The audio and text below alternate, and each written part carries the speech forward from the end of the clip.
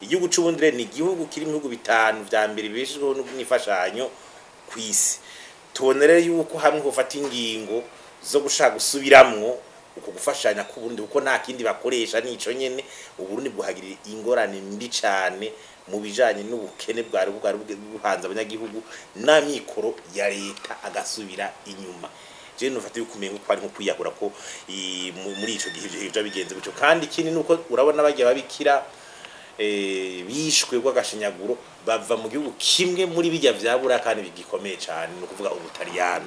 Yaho rero no kuhumva kandi bakahumva nico gituma dusaba rero yuko leta y'Uburundi yogira uko ishoboye ko canka bishoboye bose bagatera ku buryo Bobo Rugurika arekugwa niyo nama itaririrwa irakorana. Taco bimaze kuzi igihugu cacu cama cyo kirigwa cigwa cyo kirangene cyo kwisanasana ukive muri aka kaga kimwe kubukene n'induru za politike zidahera. Nico gituma duteye ako kampo kuko twaravye nk'ibihugu bindi vyigeze gushikira muri kahise biragirwa nishira mu gihugu bwa Buraya nka Togo na Zimbabwe byaragize umwana z'ubutunzi nke bidasanzwe gushikaho muri Zimbabwe bimwe bita inflation ko umuntu agenda kugura ikintu atwaye agafuko k'amafaranga n'ubu kugira bive muri izo ngorane